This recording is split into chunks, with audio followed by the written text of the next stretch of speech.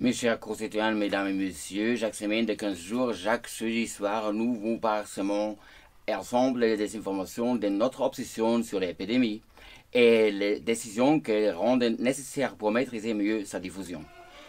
Il y a 15 jours, ici même, je vous ai fait part de mon inquiétude que nous avions observée alors au début du recul de la circulation virale. Mais 2 semaines plus tard, je constate que nous pouvons faire la progression de l'épidémie s'accélérer nettement. Et j'ai mis en place les protocoles. C'est aujourd'hui qu'on sache qu'on se contamine infiniment moins quand on s'est promené en plein air. Pour ça, si vous devenez maintenant SDF, c'est pas grave.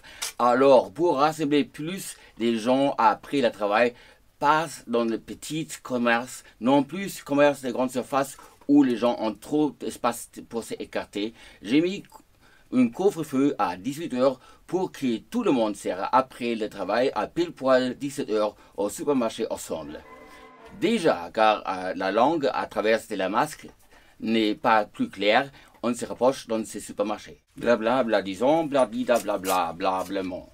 On ne doit pas prendre ça pour un prétexte pour rigoler. En principe, chaque blague est quelque part une forme de désinformation et censurée par YouTube et Facebook, l'organisation qui filtre d'avance ceux qui peuvent prendre rendez-vous à la préfecture de la police pour une carte de séjour.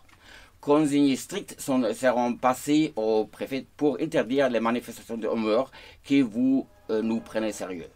Vu que les virus en diamètre de 120 nanomètres peuvent toujours être filtrés à travers une densité de maille de 10 000 chez un masque de P4 qu'utilisent personne comme notre burqa pour tous obligatoire et ne réfléchissez pas, ça fait mal aux monsieur des maux de tête et chez les mesdames des rides. Nous savions que chez vous les cacher, c'est plus contagieux.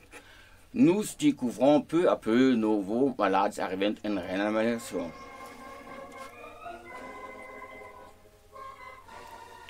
Et plus nous avons interdit l'usage de ivermectine et de remdesivir pour significativement renforcer les décès et soulager les dépenses de la sécurité sociale. Et en plus, c'était proposé par les fascistes Trump qui a incité des contrats de paix dans nos anciennes colonies et critiqué nos amis, comme M. Macron m'a dit après son dernière invitation prévue par l'association France-Chine. Ces reprises dessinent à la réalité de plus en plus que nous attendons enfin la troisième vague. Vous pourriez penser que ça devrait être pire quelque part, et je l'ai trouvé. L'arrivée des variantes britanniques, qui représentent maintenant près de 3/4 des contaminations, est en Italie ou Espagne, là où arrivent les bateaux gonflables en général. Le moment est venu à aller plus loin et mettre en œuvre des mesures plus, non pas plus sensées, mais plus exagérées, pour que vous vous sentez plus engagé.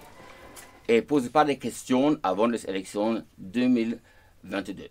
La première parcourir depuis 1975, car après ce qu'on a vu en Amérique, la unilatéral renforcement d'un candidat pour sauver la démocratie est efficace et bien médiatisée. L'Italie a connu déjà un confinement et vient, vous l'avez vu, d'un décédé, un 4e et un 5e, un taux d'incidence de contamination. Au-dessus de notre suite à cette stratégie territorialisée importante avec des chiffres horribles, nous devons encore augmenter nos capacités et faire la même chose. J'ai moi-même reçu hier les présidents des assemblées et des groupes parlementaires dans ces 16 départements. Il nous faut faire ces nouvelles mesures passives justifiées sous le prétexte de l'épidémie à compter des vendredis soirs. Donc, les choses non essentielles pour les 2 semaines qui ont commencé il y a 1 an, vous les achetez chez Amazon. Et pour la culture, pour ceux qui n'ont pas du djihad, vous pouvez au moins couper les cheveux et aller à la bibliothèque. La règle du jeu est claire. Elle s'appuie sur un principe de confiance, mais ils sont hyper rigoureux pour proscrire les regroupements privés.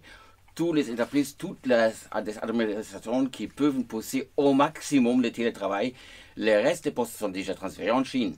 Cela peut sembler évidemment et évident, mais nos données statistiquement montrent qu'il ne manque pas des emplois pour des jeunes, vu que suite à le bombardement du président Jean Robinet Bidon, ils se peuvent radicaliser à la place d'apprécier l'expression libre et trouver des postes explosifs en Syrie.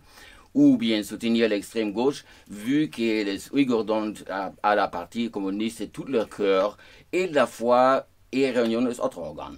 Donc, c'est mieux là où il n'y en a pas d'expression de liberté, n'est-ce pas? Donc, ça en a bien fait, hein? Ils ont tous mangé.